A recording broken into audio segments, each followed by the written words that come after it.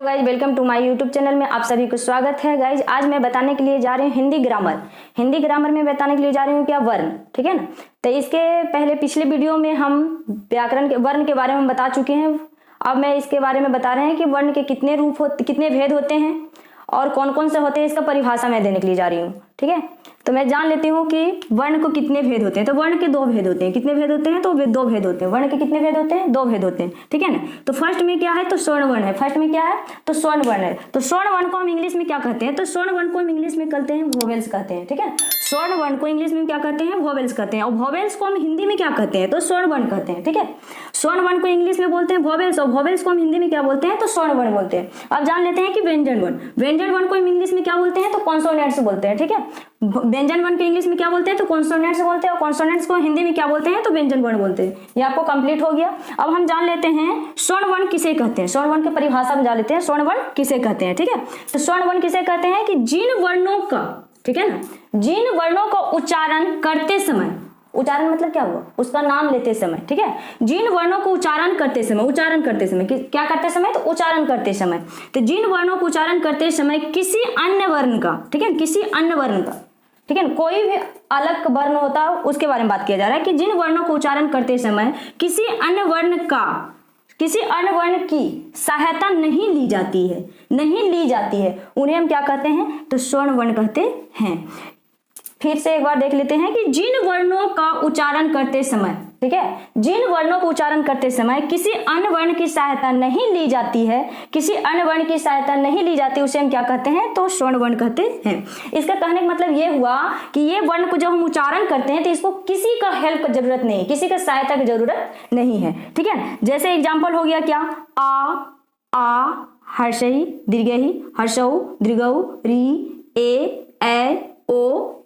ये वर्ण ऐसा है कि इसको किसी को हेल्प की जरूरत ही नहीं है। देखिए जस्ट इसका उल्टा ये है, इसको किसी का जरूरत नहीं है और इसको जरूरत है, ठीक है। इसको किसी का हेल्प की जरूरत नहीं, ये अकेले ही काफी है। लेकिन स्वर्ण व्यंजन वर्ण क्या कहता है? मुझे जरूरत है, क्योंकि ये किसी के बिना अधूरा पड़ जाएगा, ठीक है। क्योंकि हम जान लेते हैं व्यंजन वर्ण के बारे में पहले।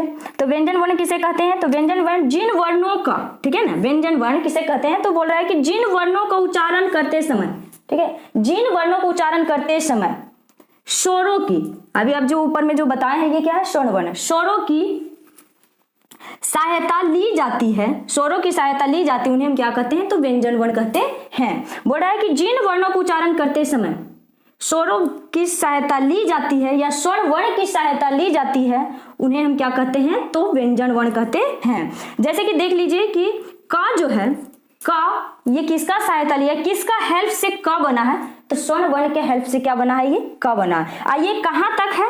तो का से लेके हा तक है। जैसे का खा गा अड़ा चा छा जा या, ये कहां तक है? तो हा तक है, ठीक है। क्योंकि अगर हम का सिर्फ बोलते हैं तो का में क्या आ रहा है? बोलिए आप, क आ रहा है। आप यहां से का से लेके अगर हा तक आप अगर बोलते हैं तो सब में आ आता है, क्योंकि आ के बिना क्या हो जाता है? ये अधूरा पड़ जाता है। जैसे का हलंत, ठीक है, ये कैसे बनता है? तो हम जान लेते हैं कि का हलंत। अब यहाँ पे एक क्वेश्चन उठता है कि हलंत क्यों दिया जा रहा है? क्योंकि का को हम क्या कर रहे हैं? आधा कर रहे हैं। आधा करेंगे तब तो आ जोड़ेंगे। अगर का हलंत जोड़ आ जोड़ते हैं तो ये क्या बनता है? मेरा क बनता है। का हलंत जोड़ आ जोड़ते हैं तो क्या बनता है? ये क बनता है। तो ये किसका सहायता लिया है? तो स्वर्ण वर्ण की सहायता लिया है, व्यंजन वर्ण। क्योंकि ये स्वर्ण वर्ण, व्यंजन वर्ण जो है स्वर्ण वर्ण के बिना क्या पड़ जाता है? अधूरा पड़ जाता है, ठीक है। तो जैसे हम लिखते हैं ला, तो ला हलंत जोड़ हम क्या लिखते हैं? आ, ठीक है। ला हलंत जोड़ हम क्या लिखते हैं? आ। तो ये क्या हो गया? ला, ठीक है। तो इसी तरह हम का से लेके हा तक सब में आ जुटा हुआ रहता है, सभी में, ठीक है। जैसे च पा ला हा सब में आ रहा है, ठीक है। तो ये क्या हो गया? स्वर्ण वर्ण के बिना मेरा व्यंजन वर्ण क्या पड़ जाता है? तो अधूरा पड़ जाता है। इसलिए स्वर्ण वर्ण इसमें लगाना जरूरी हो जाता है, क्योंकि उसके बिना हम का को नहीं बोल सकते हैं। का में आ आएगा ही, चा ला पा सब में आ आएगा, ठीक है। तो ये अगर आपको मेरा वीडियो अच्छा लगे तो लाइक कीजिए, शेयर कीजिए और सब्सक्राइब कीजिए।